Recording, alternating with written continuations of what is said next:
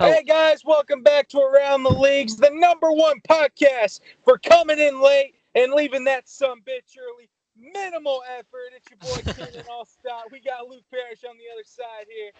We are back with a whole brand new episode, and we got a lot of shit to talk about today. Luke, first of all, tell me how you doing. I'm doing good. NBA draft was last night, and my team didn't waste their picks. I'm happy with it. Well, I wish I could say the same. God damn, was that a fucking atrocious showing by the Knicks there. We knew it was going to happen. Let's just jump right into it. Well, yeah, let's not waste time. The NBA draft was last night. It's been postponed for 4.5 months at this point from where it's originally slated to go. I mean, we had no idea who was going #1. I think even 2 hours before the draft started, the odds shifted from LaMelo Ball going #1 to Anthony Edwards. And then Edwards does go #1 to Minnesota. I don't know how that's going to work with them. I don't know. I haven't looked at their roster a whole lot. I don't know where he's going to play and who he's going to play alongside outside of D'Lo and Karl Anthony Towns. But James Wiseman goes #2 to the Warriors, who right before the draft they got just soul-crushing news. Klay Thompson missed all of last season with a torn ACL, which he suffered in the finals, I believe. He did. The year before. Finally working his way back. Warriors look like they're going to be a good team again. They're going to get Steph. They're going to get Klay back.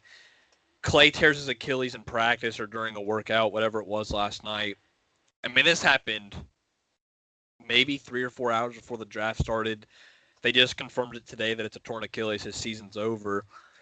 They go out. They take James Wiseman at 2. I love that fit for them. They needed a guy who could stretch the floor a little bit. And they definitely needed a big guy. They really don't have much outside of their backcourt. But LaMelo goes 3. Everybody kind of saw that coming. I want to see LeVar play Michael for his playing time. #4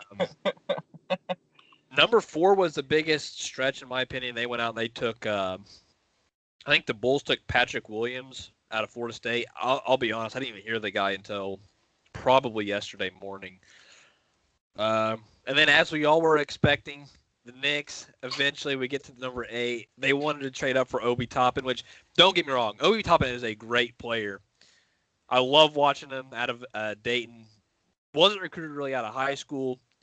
Athletic power forward, but hey, New York Knicks, baby, it's all power forwards.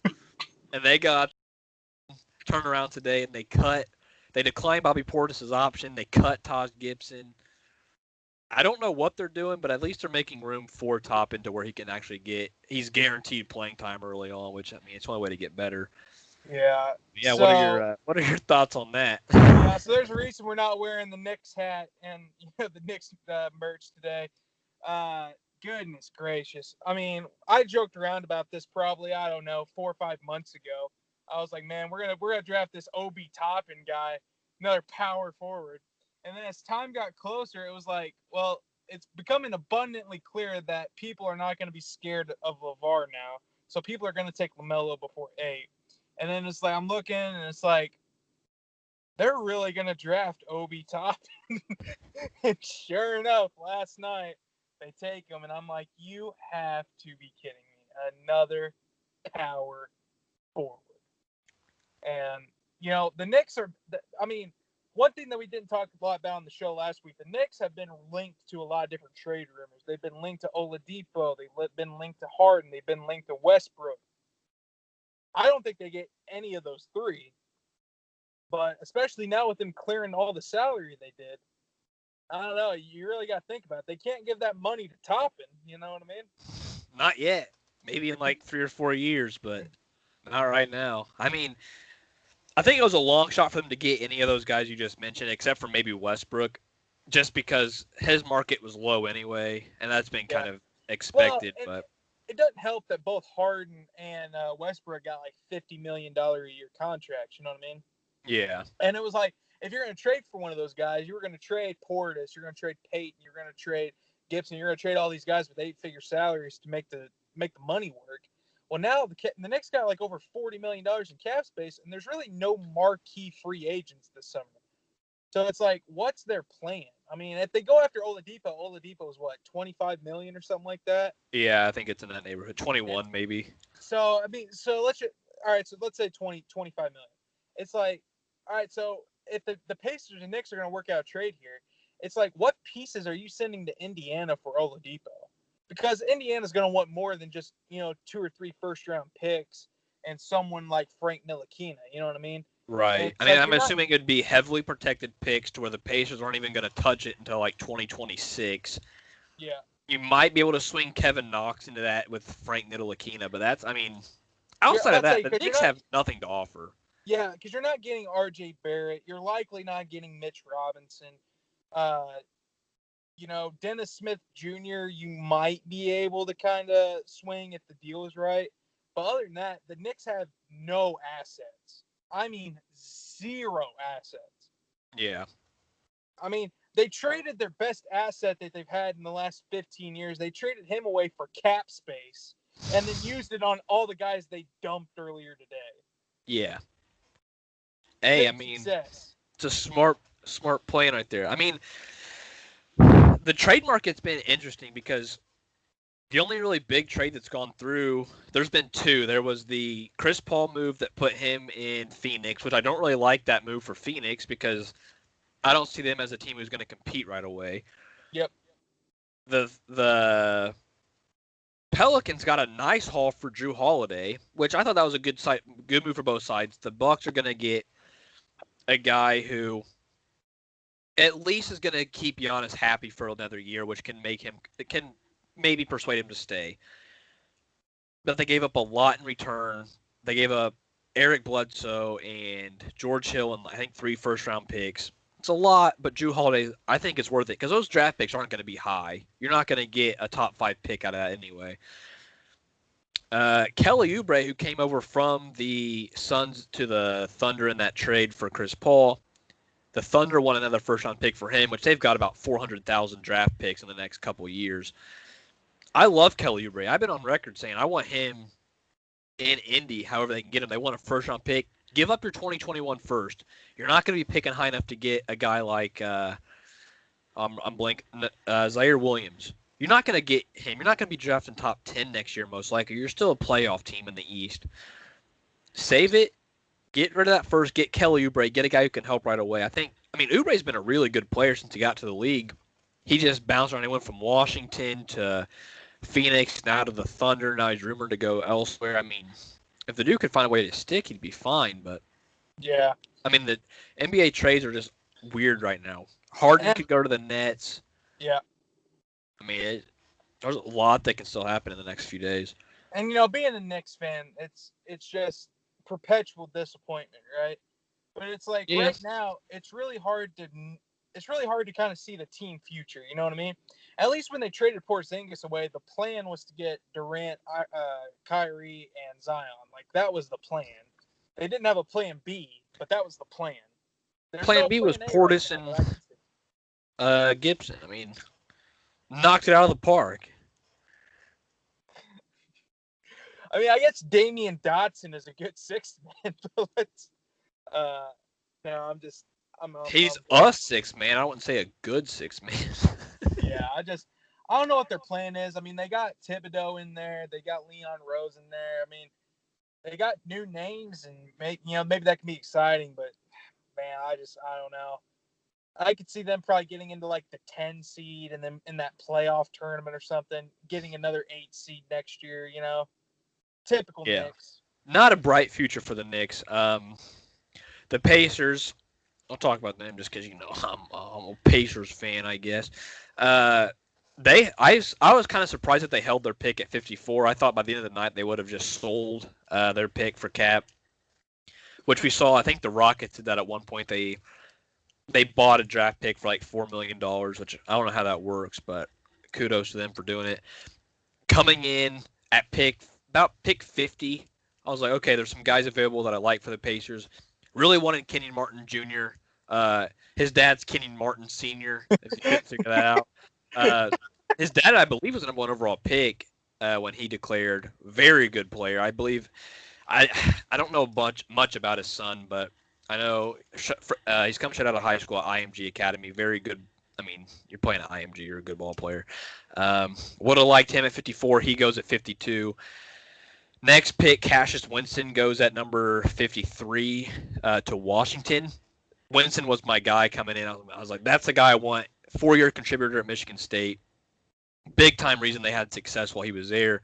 But then at 54, they take Cassius Stanley. 2 Cassiuses go back to back. Very impressive.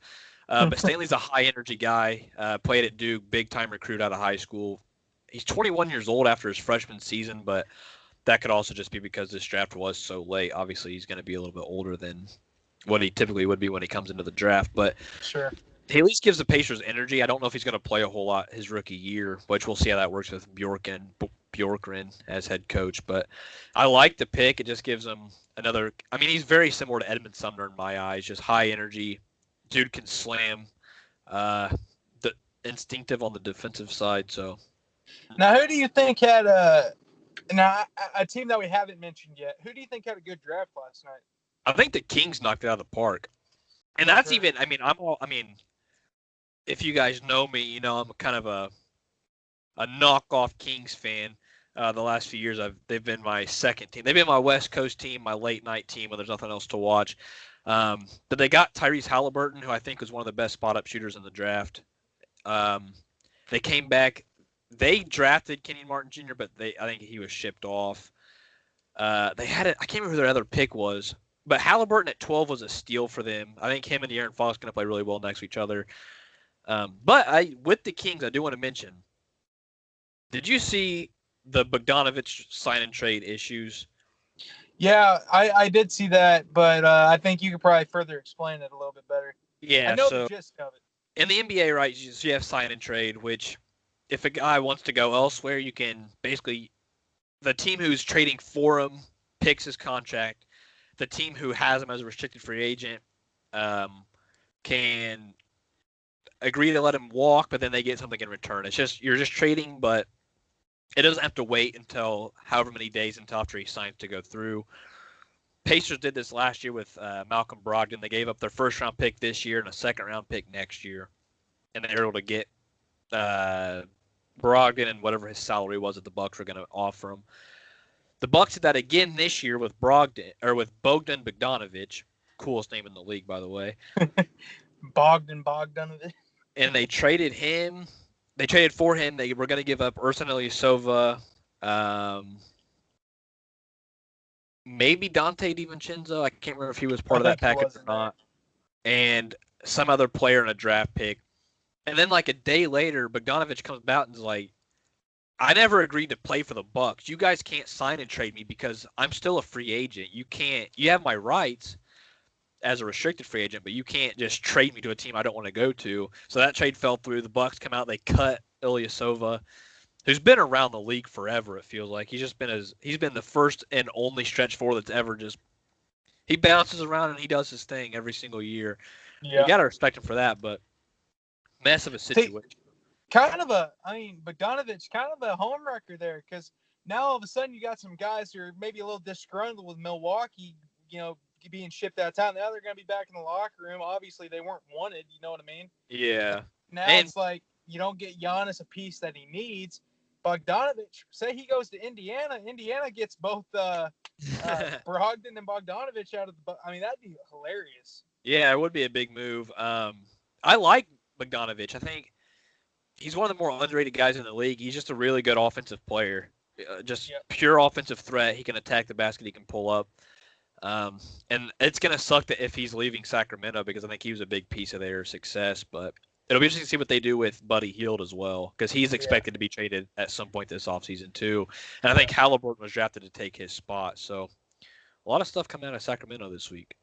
Yeah, and in terms of the team, I thought they had a good draft. If we're going with our quasi second favorite teams, I'll go with mine, the Toronto Raptors. They had a good draft last night with the picks that they had. They had 29 and 59. Obviously, you're not getting too much blue chip talent at both of those positions. They got Malachi. What's his last name? Malachi Smith. I want to say that's what his name is. I know who you're talking about. I can't think of his name. Guard out of San Diego State. Guy. He's a little shifty. Got a little defensive prowess to him. Obviously, if you watch any Toronto basketball, they like their guards to be defensively minded. You got Kyle Lowry always willing to take a charge. Fred VanVleet, he's always willing to step in there. And their guards can make shots. Kyle Lowry can make threes. Obviously, VanVleet, he's probably going to get a contract off of the threes he's made in the postseason now. Then in the second round, they took a center out of Nevada. I'm blanking on his name too, but they really needed something down there or up there in Toronto. I mean, you got Ibaka, you got Marc Gasol, but that four position kind of weak. I mean, if you're having Siakam play the stretch four, that really leaves your three kind of really. I mean, weak's the best word. When Kawhi was there, he was a perfect filler at the three, and you had Danny Green coming off the bench. I mean, things worked out real well. With Kawhi leaving, you had to put Siakam into the three. The four was left open, and the rest writes itself. And one thing you got to consider with the Raptors is their player development's really good. Which, I mean, you look at Kyle Lowry. Of course, he wasn't drafted by them, but his career took off when he got there. Fred VanVleet was not a high draft pick. He took off. His career exploded. Same with Pascal Siakam. And remember, they're the only team in NBA history to ever win a championship without having a lottery pick. Yeah. So, I mean, they're accustomed to finding these jewels late in the draft. And Toronto, I mean, whatever you want to say about them, they haven't performed in the postseason outside of the 1 year they won the championship. They're always drafting late in the draft, right? They always have regular season success. They are always either the 1 or the 2 seed out east. And, they end up playing in the Eastern Conference semis or in the finals or something like that. And, they draft, mid to late 20s. And this year's no different. And, no, I thought they knocked it out of the park. Yeah, I mean, they draft guys who are ready to compete. I mean, a lot of times if you're drafting late, you're going to draft a young guy who you can stash, or you're going to draft a guy who's been in college for a while, maybe a 3 or 4 year guy who is sliding because of his age. Because, I mean, in the NBA, you don't draft a lot of 23, 24-year-olds.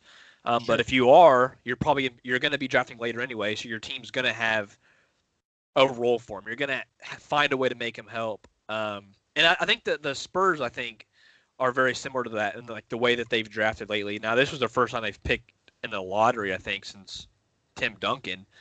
But they were another team last night who had a really good draft. I mean, look, I don't want to sound stupid here, but the Spurs they drafted 2 guys who I think can contribute to them right away, while still being not a playoff team. They're guys who will play a big role this year and slide into larger roles over the next few. Let me see. They drafted Devin Vassell out of Florida State. Perfect fit for them. Just a defensive anchor, wing player. He can shoot the lights out if you need him to. Like that pick a lot. And who did they take with their late pick? Trey Jones, brother of Tyus Jones. Oh, yeah. I mean, he was at Duke for, I want to say he was there for a few years. He could have just been there for a year. I get the two mixed up. Very similar to his brother, though. It's a guy, you've got Lonnie Walker and they've got Colby White and, is that his name, Colby White? Yeah. And then they've got the other guard, DeMonte Murray, who's coming off an injury. And now you're adding Trey Jones to that. So you've got 4 really good young point guards who can just work themselves out and figure out who's going to be the future. And with Popovich there for at least maybe another year, you can kind of develop these guys a little bit more. The Spurs do a great job of developing talent. We see that. I mean, Monta Ginobili, Tony Parker, Tim Duncan, Kawhi Leonard, Bryn Forbes even. I mean, whoever they have, they find a way to make them work. And I think they got 2 guys who are perfect for what they want to do. But for sure. Yeah, the draft last night was fun. Pacers didn't pick till after midnight, so I was up pretty late writing. Never fun, but it's what you sign up for. Yeah, I don't have anything else for the draft in terms of that. I think same. Everything was this year's draft was considered to be pretty weak. Next year's going to be a lot more exciting. But yeah, moving on. College football last week sucked. Well, hold on. Obviously, you guys know we are the official podcast for the supporters who want to see Cincinnati in the college football playoff. And how That about is our true. boys last Friday night? They played. Damn, who do they play? Beat the Temple? brakes off of them. Was it Temple? That's right. They played Temple, beat them like 55-17. That's what I want to see out of my college football playoff contenders.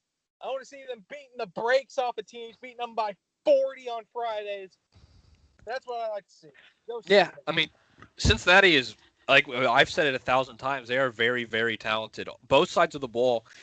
Um, their defense is just as impenetrable as you can get. They don't make mistakes. Yep. I know James Wiggins, one of their starting safeties, he left last week's game, and I can't remember why, but I know he got hurt last year. So I mean, if he can stay healthy, he's going to be a relatively high draft pick. Desmond Ritter's still doing his thing. Should be in the Heisman consideration, but he's not. Now, let's get one thing. I mean, a lot of teams, with them being a mid-major, I think they're currently ranked, what, 7th maybe? Yeah, right now 7. So take their who they've played out of the equation. You look at Cincinnati, watch any of their tape, they are a top 4 team. I mean, their defense is great. Like you said, they have a top 4 defense in the country. Desmond Ritter, he can move the ball around if he needs to. They can run the ball effectively.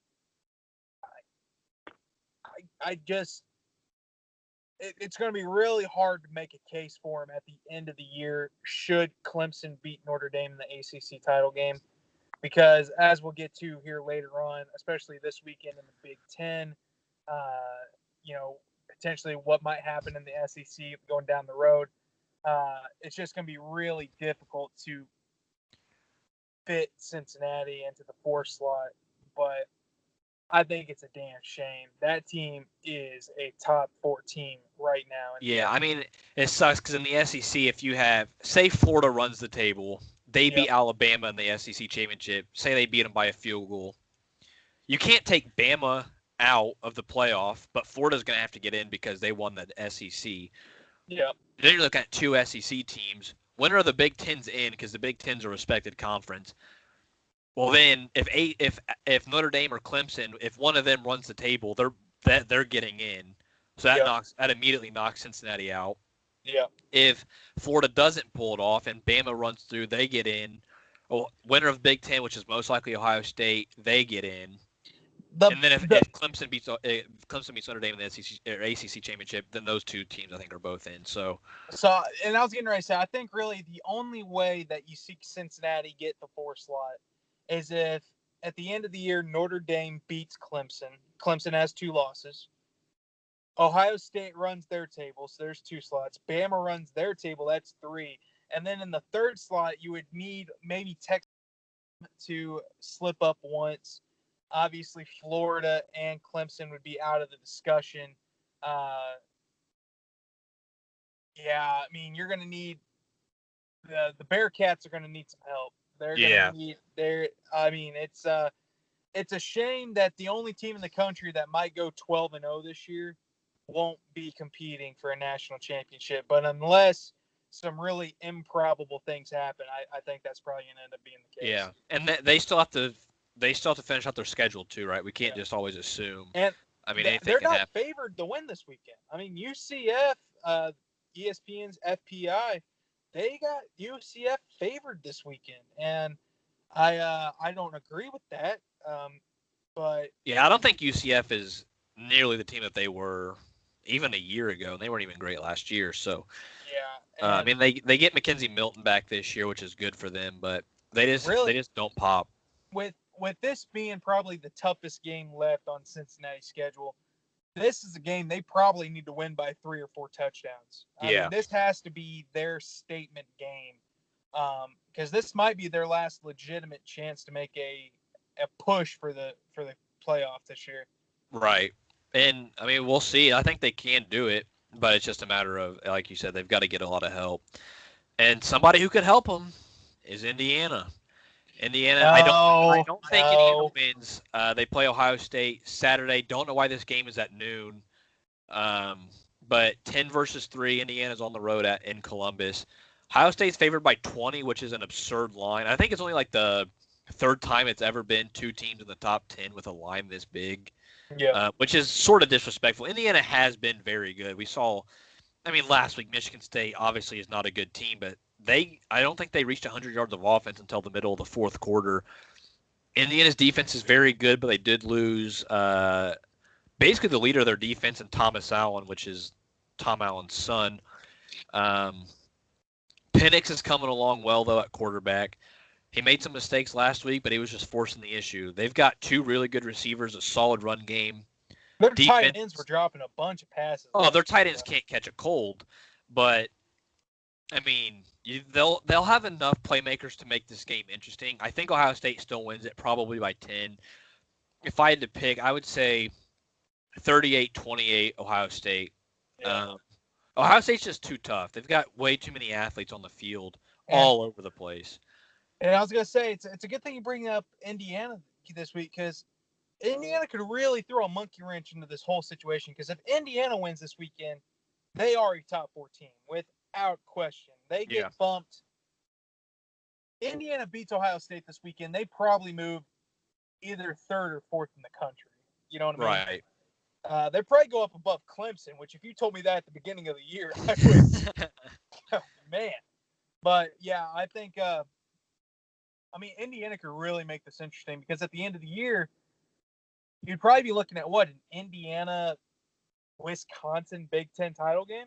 Yeah, which IU and Wisconsin, I believe they play each other next weekend. Let me check. It might be in 2 weeks. By Ohio State, they play Maryland next weekend, and then they play Wisconsin and Purdue. So that game against Wisconsin right now is set up to be 9-10. So, I mean, Big Ten's no slouch. I got 3 teams in the top 10 right now. Yeah. But obviously, that's a lot can change. But I mean, like we said earlier this year with the Penn State, the Michigan games, Indiana can do a huge upswing for their recruiting by winning these big games. I mean, still, I don't think they win this week. If they do, their recruiting class is going to be absurd next year and the years following. And we've already started to see that. Florida State had a 4-star receiver who opted out this season because of the way Florida State was handling their COVID issues. He just committed to IU next year for his final year of eligibility. 4-star receiver who's going to come in and replace either Watt Fillier or Ty Freifogel if they're gone, or just slide in next to him. I mean, IU's got a lot of really good playmakers already committed for at least next year and the year after. So huge implications on the line for them. Even if they keep this close with Ohio State, they're going to put their name out there a little bit more. This is huge. And I mean, they're a football school like we've always known. So, hey, but speaking of basketball, college hoops kicks off in, I want to say, a week. I think so, because Evansville plays Louisville here Wednesday, I think. Yeah, and Indianapolis is going to be hosting the NCAA tournament. Hypothetically, that's what it looks like. They're also going to be hosting the Jimmy V Classic and the Champions Classic.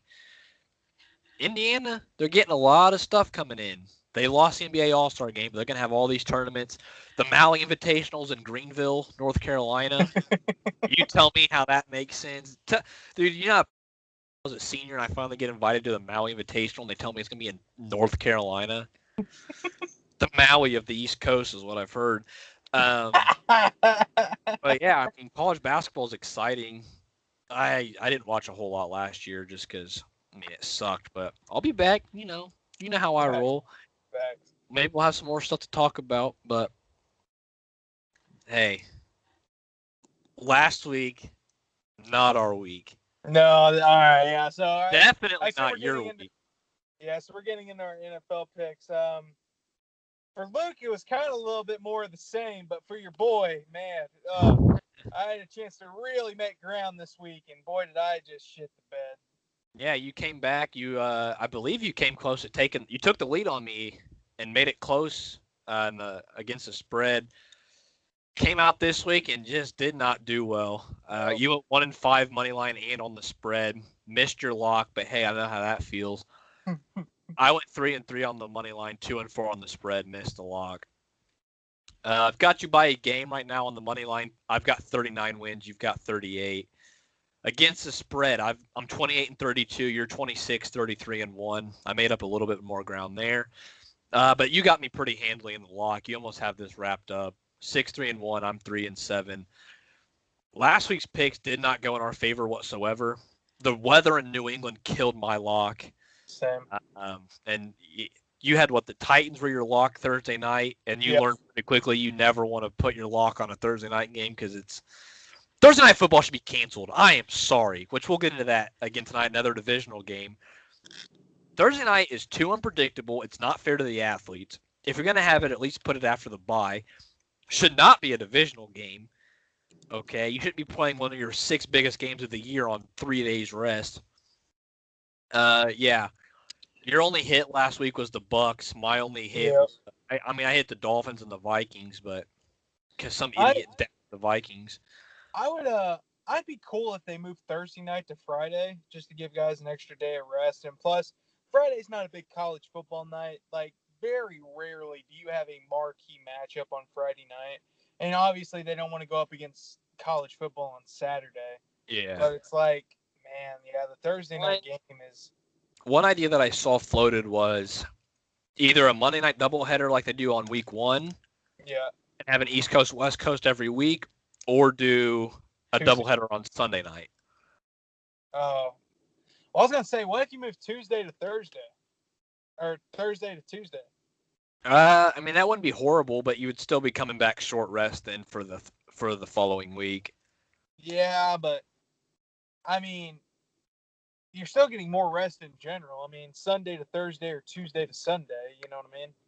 Yeah, it's just I don't know. I feel like guys should have at least that 5 days.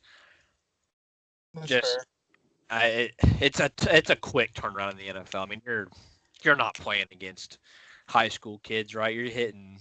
You got yeah. 300-pound linemen hitting you every single play. Just let them rest up a little bit. I mean, I'm sure. I mean, obviously, it's going to be good for the money and everything like that. But they keep saying player safety, but you're having dudes come out here playing Sunday in the afternoon, flying home, getting home Monday at like 3 in the morning, and then playing a game in like 72 hours, basically. Yep. It's rough. But yeah, I mean, I might be able to pull our picks out. I know we promised we're gonna have our bets figured out, or Yeah. our what our wager is gonna be. We're We down to have a discussed couple options. We've discussed it. We've got a couple. We got 2 or 3 options we're debating on. We're gonna keep it a little bit secretive until we get to that point. it. Yeah. We'll announce it next week, which I think Keanan's just stalling because he knows he's gonna lose. And he's trying to find something that's less punishment for him. But yeah, this week we got a pretty good slate of games, I'd say. I like this one a lot more than the last few weeks. Hopefully I can turn things around. I've been shitting the bed on my picks lately. But tonight, Thursday night football, another divisional game. Cardinals on the road against the Seahawks. They met up about a month ago. They played in Arizona. That was the big overtime game. Wilson threw the pick there at the end, cost him. Who do you got tonight? Yeah. So this one, man, this one's gonna be difficult because Arizona's coming off of a big win last week over Buffalo on the Hail Mary. Seattle, they went from looking like the best team in the league to looking like capital F frauds, man. I mean, it is tough to judge that team right now. I did see a stat though. Russell Wilson is 7-0 in his career after coming off of back-to-back losses. He is also Seattle has never been swept by Arizona under Pete Carroll.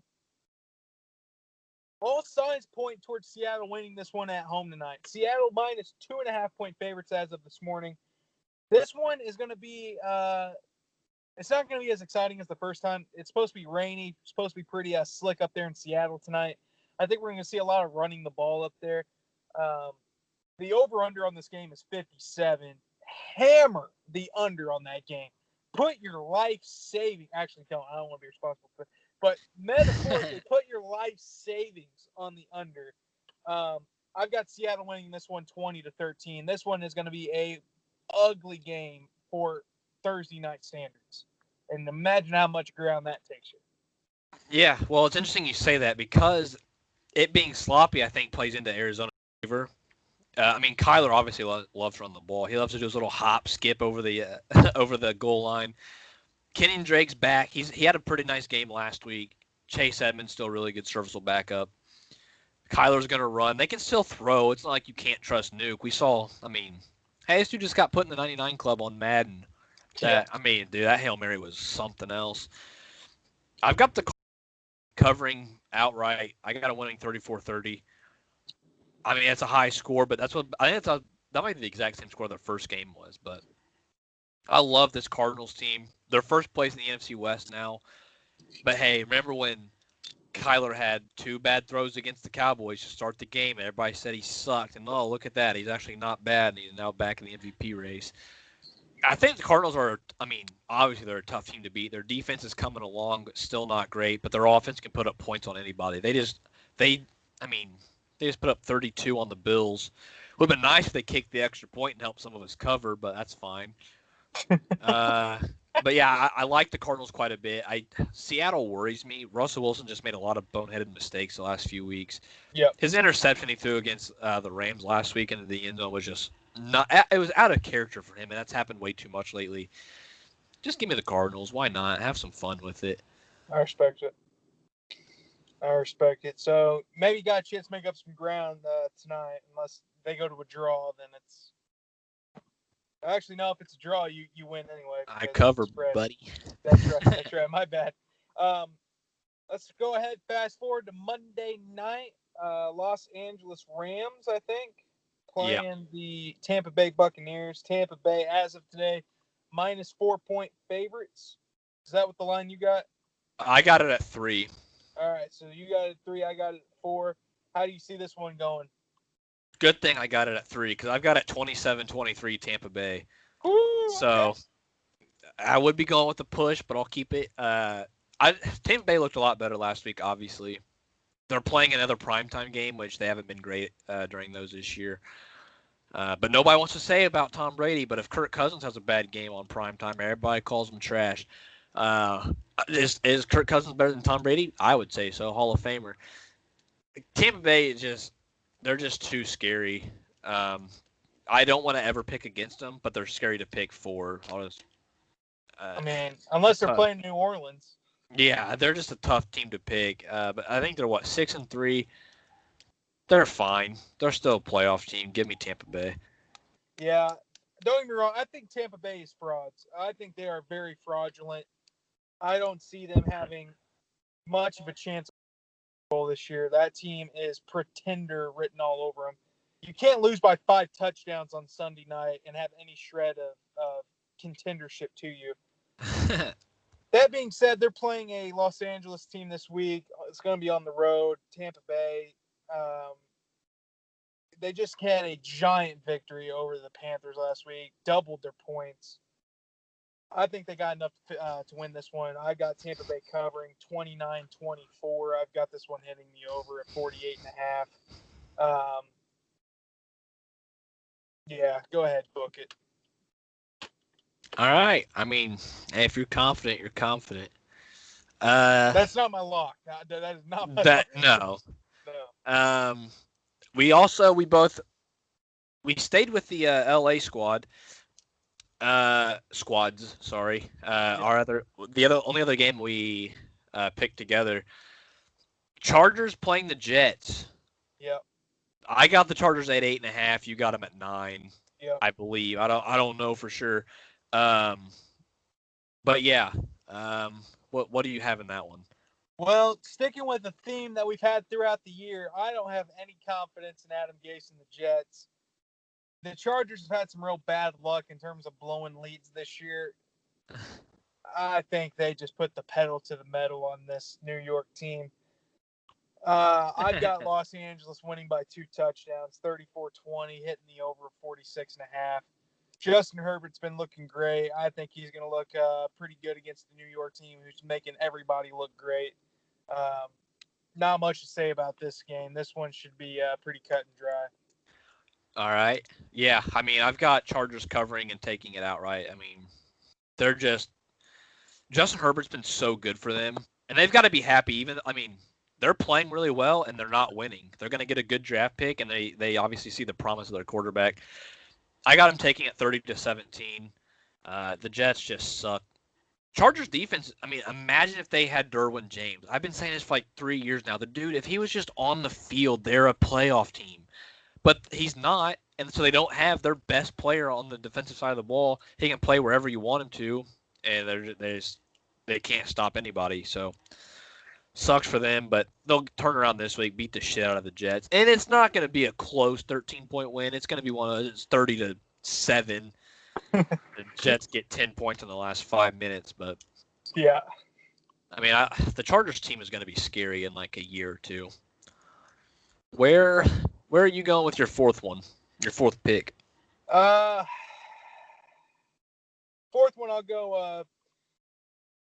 Well, I guess both of these matchups are matchups between the AFC North and the NFC East. My first matchup, we're going to take Cincinnati on the road, +1.5 against Washington. How Cincinnati is the underdogs in this matchup, I have no idea. +1.5 seems like a gimme. I'm going to take Cincinnati to win this one outright, 27-23, hitting the over of 46.5. I just don't trust Washington. They're 2-7. Granted, they still got a legitimate chance to win the division, but I don't trust them enough to pick them. Give me Cincinnati. The AFC North has owned the NFC East this year. I don't expect this to be any different. Yeah, I was gonna pick this one, but I was worried about just how the trenches were gonna go. I think Washington's defensive line is scary enough against a bad Bengals offensive line to make it hard for Burrow, but I still think the Bengals could win that one pretty easily. Yeah. But I really like that spread. 1.5 is basically a pick 'em. And damn, the Bengals. They're like the Chargers in a way of just they look really good at times, but they're just not there yet. Their offense is going to be really dominant for the next decade, though. So happy to have that going on the AFC North, which is going to be the best division in football for, trust me, quite some time. I'll stay in that division, actually. I'll take the Steelers -10. I believe they're playing Jacksonville. Just a dog shit team. Came into the season as the favorite for Trevor Lawrence. They're going to get Justin Fields regardless, so not a bad second place for them. Steelers -10. They were like -14 against the Cowboys a few weeks ago, and they couldn't cover. Not worried about it. Steelers 31-13 beat the brakes out of Jacksonville, who just put up a fight against Green Bay, but I think the Steelers are just on a different level right now. Still don't think they're the best team in the league, but I think they won this pretty handily. I like it. Yes, sir. I like it a lot. We got what? One more before our locks. Yep.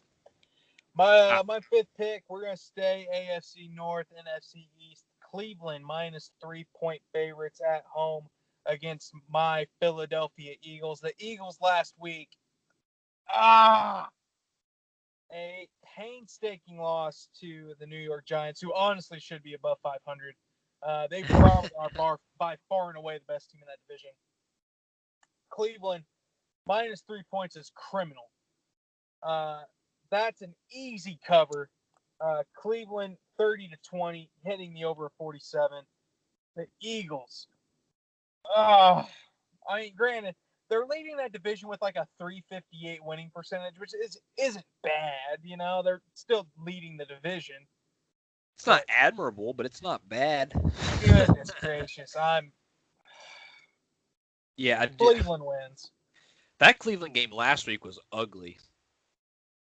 Yeah. It was just the weather was a mess. It was super windy. 10-7 final score. Gotta love it.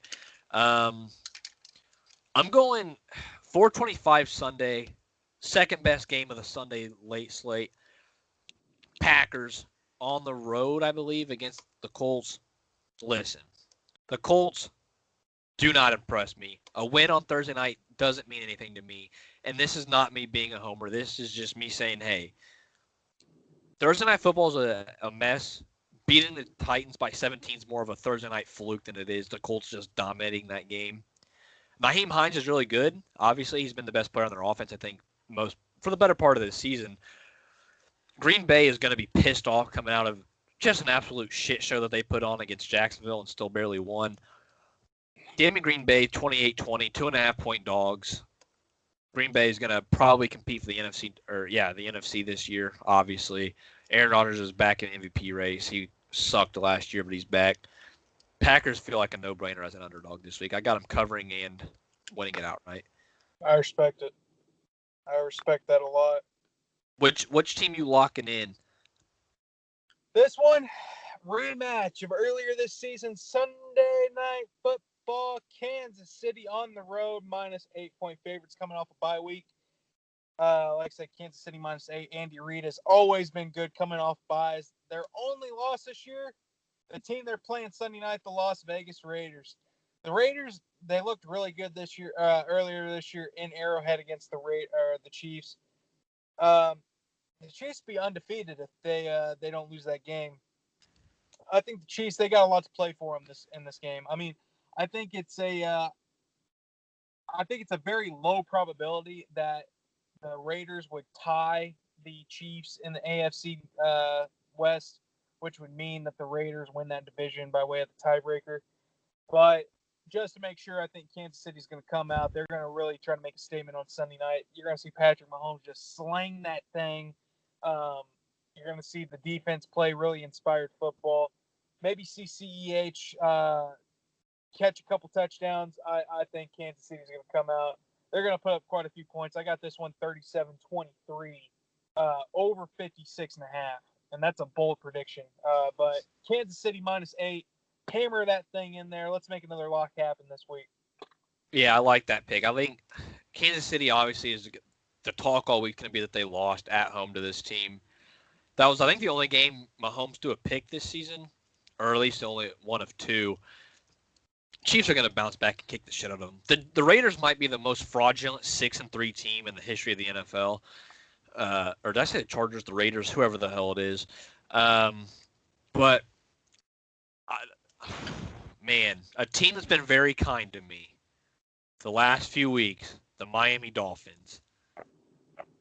They are -3 against I don't even know who. Okay? I should probably have figured that out before I went on this little rant. They're playing the Broncos. Listen, Drew Lock has been so up and down, it's making me sad because I really like the guy. Dolphins 3-point favorites on the road in Denver. Might be some cold weather. Doesn't matter. Tua's slinging it. They got Salvin Ahmed killing it for them on the ground. Passing attack is good. Defense is coming along very nicely for Miami.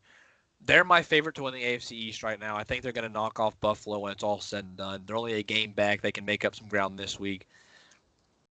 Man, Miami's fun, man. They are good. They're hungry. Yeah. They're young, but they've got that veteran leadership that they need. Offensive line kind of sucks, but hey, Tua's making plays regardless. Give me the Dolphins -3, 31-16. I love it. I love it a lot. When you guys come back next week and you see that I went 6-0, 6-0, and 1-0, you're going to be like, damn, this dude's really pulling away. And I'm like, yeah, you're damn right I am. So, I mean, hey, that's how I roll. I do my thing. Yeah. Oh, I do want to say, you did mention the Eagles. Yep. Hey, can we get the ball to Miles Sanders a little bit more? It's crazy how whenever he gets the ball, the offense has life, and then they just stop giving it to him. He's averaging like 9 yards a carry, it feels like, and they're giving him the ball like 11, 12 times a game. Yeah. Hey, Doug Peterson, just give him the ball. Stop making Carson Wentz throw it, and stop putting in Jalen Hurts on 2nd and 10 or on a quarterback draw when everybody knows it's coming because you refuse to throw it with Jalen Hurts. Yeah. Doug Peterson might be the most disappointing head coach in the league this season. He went from being this offensive genius to being this dude who doesn't know what the hell he's doing on the sideline. Yep. It's disappointing to see. Hate to see it, but I don't mind it. Yeah. I mean, those are my picks. I feel pretty confident this week. Probably going to go undefeated like I usually do, and then watch you just dwindle away in the sun. I mean, You're 2-14, or no, you're 2-16 against the spread in the last 3 weeks. No, it's not about So how you start; it's how you finish. I guess you're right. Oh, no way! All right, guys, breaking news live on the pod. So just as we were talking about earlier, Kelly Oubre was they're trying to move him. Yep. Guess who came calling? Golden State. They're adding a solid wing player. They're trying to make that trade work. And Gordon Hayward just opted out of his deal with the Celtics. There's been a lot of rumbling going around that he's going to be swapped for Miles Turner. I don't know what him opting out is going to play into that. Please, God, don't do it. If you're Indiana, do not trade a young center for a guy who's 32 with injury history and is not very good at basketball. But they will because it's goddamn Pacers basketball, baby. Yeah. God, they're gonna do a sign and trade. They're gonna get rid of McDermott too, and Hayward's gonna come in and play like 19 games this season. And the Pacers are gonna suck, baby. Got to get that lottery pick next year, so they will have a lottery pick. And I was wrong this whole time. Man, I hate this deal so much. I hate it. If they get Gordon Hayward and they give up anybody that's of value, I'm gonna be pissed. But he's a free agent, so maybe the Pacers will just sign him to a cheaper deal. We'll see Maybe what the happens. Knicks will give him a max. Eh, I roll. can he play power forward?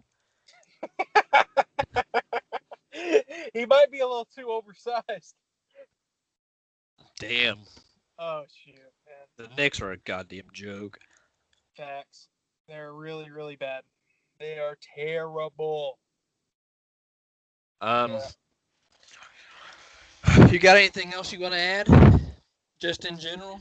No, not really. I mean, this weekend UFC 253, I want to say, is this weekend. I'm not entirely sure. Two title fights. Figueiredo fights Perez, flyweight title. I think for Figueiredo knocks out Perez, retains his championship. Shevchenko fights Jennifer Maia. Shevchenko, outside of Amanda Nunes, might be the baddest bitch on the planet. She is just, I mean, she would beat up a lot of dudes I know, who are my size, and I'm like 235. Um, she's just deadly. I mean, she was like runner up for knockout of the year last year against Jessica I. Um, Sniper like precision, just deadly accuracy. She's got power in both hands, can knock you out with your feet with her feet. A lot of talent there with Shevchenko. I don't know what her money line is on Saturday, but it should be minus 2,000. I mean, she is just so much better than every other woman 125 pounds or lighter in the world.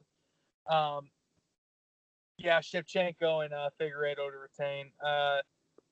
The card kind of seems like a dud, but it's usually these kind of cards that end up being some of the best ones. Figueiredo and Perez has the potential to be fight of the year. I think those two can really come out, put out a lot of pace, a lot of technique. Perez, he knocked out Formiga with leg kicks here a little while back. The guy's got deadly Darce choke submissions. The guy can finish you on the feet, on the ground. He can stand and bang. He can ground and pound. He can do everything. Figueiredo, obviously, he knocked out Joe B a couple times this year, made light work of him. He wins this weekend. He could be up for fighter of the year with three title fight victories, even though his fight on Leap Day got disqualified or he didn't win the title that night because he missed weight. Doesn't matter. That guy's going to be a star down there at flyweight.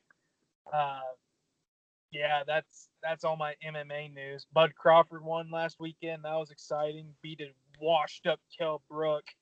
Just McGregor. Oh yeah, he signed to He fight Poirier. signed to fight. Yeah, Yeah, I he forgot signed about to that when I fight said Dustin Poirier. That fight will happen in January. I'm excited for that fight only because that means that he doesn't fight Manny Pacquiao. I've heard a lot of rumblings that he's going to fight Pacquiao.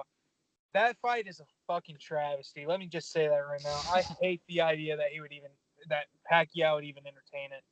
Pacquiao is the only 8 division champion in boxing history, and the fact that he would fight a guy who's 0-1 in boxing and got knocked out, and that fight would likely be for the world title. It's just a fucking disgrace. The fight not only shouldn't be for the title, it shouldn't even be sanctioned. I mean, if any sanctioning body sanctions that fight, they should be absolutely ashamed of themselves. Conor, if he fights in a boxing ring, it should be against the guy who's like at max 4-0. Damn. There is a difference between mixed martial arts and boxing. Boxing is the sweet science. It's a far more dangerous sport than mixed martial arts. You're a two-weight division, or you're two division weight world champion in mixed martial arts. You've never defended a world title, but it's a different ball game once you step in that 30 by 30 squared circle. And yeah, I get him out of here. Anytime boxers talk about, or anytime mixed martial artists talk about fighting boxers, it makes me cringe and it pisses me off to no end. When Cejudo was saying, well, I'll come back to fight Ryan Garcia. Ryan Garcia murders people, okay? The guy murdered, what's his name? Francisco somebody. I forget what. Knocked him out in the first round with just like a lead hook to the chin as the guy was trying to duck. Flatlined him. Garcia is a bad son of a bitch at 130 pounds. And Cejudo, I don't know if Cejudo makes it out of the first minute with Ryan Garcia. And that's not a knock to Henry Cejudo. That's just a testament to how good Ryan Garcia is. And you hear stuff about like Masvidal saying he wants to fight Canelo. Canelo would probably legitimately murder Jorge Masvidal. Canelo has a really good case to be number one pound for pound in the world. The guy's won world titles from 154 up to 175. The guy's got knock you in the next week kind of power. And Masvidal's never been that much of a boxer. Once you take his elbows, his knees, his kicks away, his takedown, and he's got to sit there and straight box, you put on 16-ounce gloves, and it's a different ball game. It's not those 4-ounce gloves you wear in the octagon, okay? And Canelo, the guy's got 60 fights under his belt, but the guy's only like 27, okay? The guy, he hasn't fought this year. It's a shame. I think he fights Callum Smith later this year. Yeah, I do not want to see any. I take that back. The only mixed martial artist that I would entertain going into the boxing ring, Francis Ngannou against Deontay Wilder. Okay. I would entertain that. I would entertain that because there's no weight limit. Francis can come in there 280 pounds, just jacked to the gills. And if you watch any of Francis's fights, the guy uses almost strictly boxing. The guy knocks people into orbit, and he doesn't do it with head kicks. He doesn't set it up with knees. The guy doesn't use elbows. He just uses almost straight up mixed martial arts style Western boxing. I would like to see him versus Wilder. That's the only crossover fight that I would like to see happen. Though these rest of these fights, get them the hell out of here. I don't want to see it. All right. Yeah. Seems like you I'm really very excited passionate for about it. Your Eagles are bringing in Jordan Howard. Oh, really? Yeah, he was cut by Miami earlier this week. They're bringing him in for a workout. Yeah, we can't wait to use Jordan Howard on the 1 yard line once every other week. That'll be You think they're getting to the 1 yard line? Good point. That's why I said every other week. Dude, just wait till Dalvin Cook wins NFL MVP. I'd welcome it. I'm all for it. That's all I got. Yeah. It's been an exciting day. Yeah. That's all I got, too. I mean, if you want to hear more of my boxing takes, I guess I can give you some more sometime. But a couple weeks ago, Dame Lillard put out his list, his pound-for-pound list, and he put out his, like, the fights he'd like to see. And I thought Dame, like, the fights that he was offering were really good, and his pound-for-pound list, for the most part, wasn't bad. But he left out one name that really pisses me off on his pound-for-pound. And it was Inoue Inoue, guy, the Japanese monster, down at 118 pounds, bantamweight. The guy legitimately might be the number one pound-for-pound fighter in the world. And for Dane to not even put him in his top 10 was just absolutely revolting to me. I mean, the guy, it was very clear he doesn't watch anybody below 135 pounds whenever I saw that. And I was like, okay, that's trash. Inoue is a bad son of a bitch. I mean, he fought He fought Jason Maloney on Halloween and just absolutely dominated him, knocked him out in the 7th. And last year, he had the 2019 Ring Magazine Fight of the Year. He fought Danilo Donaire, fought him over in Japan. That was for the Ali Trophy World Boxing Super Series. The guy won $10 million that fight, won that tournament. The guy is just an absolute badass boxer. The guy 20-0, 17 knockouts. The guy is just very, very good. Your pound for pound list is fraudulent if you don't have him in it. And anyway, I hate to tell you. And then someone asked him, "Well, what do you think of Inoue?" And he was like, "Oh, I'm not sold." You're not sold. Trash, casual. Get him out of here. He may not be casual, but I can't take his list seriously if you don't have Inoue in it. So. He can't do it all. He can't be an all pro and a rapper and a boxing expert. You know. I know, man. I know. He's not as gifted as I. But I gotta say, the fights that he did list off, I mean, there are some bangers on there. I agree with a lot of them, like Errol Spence and Terrence Crawford. That's a good fight. I think he had Lopez and Gervonta Davis. That's another good fight. He had Lomachenko versus somebody, and I'm blanking on his damn name. And then of course he had the obvious ones like Fury versus Joshua, Canelo versus I'm blanking on his name too. Maybe Callum Smith. I'm not entirely sure, but anyway, it doesn't matter. You got anything else, or should we wrap this some bitch up? I don't have anything else. I know, just trying to figure out what's going on with basketball now with Gordon Hayward news. Yeah, not really much else to talk about this week. I know maybe some stuff will go down this week with trades and stuff like that that'll make it more exciting. Baseball schedule should be coming out in full over the next few days. They announced their opening day stuff today. That's really about it. NBA schedule should be out soon. Training camp starts in like a week or two. Christmas Day will be here soon enough, but hey, Vikings play Christmas Day, so I'm not going to be watching any NBA. And that's really about all I got, I think. I feel that. What you got nothing? I don't got anything, man. I think I'm all tuckered out. I feel that one. But hey, same time next week. Like I said, the official podcast for coming in late, leaving early, minimal effort. Glad to phone it in this week. We'll give you more effort next week, I promise. So. Yeah. I mean, yeah, it's been a rough one. The last few weeks have been trash on my end, but I've been up late trying to get some stuff done. So, hey, we'll be all right. Yeah, we'll be all right. We'll survive. But, yeah, that's all we got for this week. We'll catch you guys hopefully sometime next week. Get some more picks in and hopefully have some blockbuster stuff to talk about. And we'll have our wager, probably. Yes, sir. But, yeah, thanks for tuning in. Catch you guys next time. Stay salty or something. Yeah. No, we'll work on it. Yeah. All right. Peace out, guys.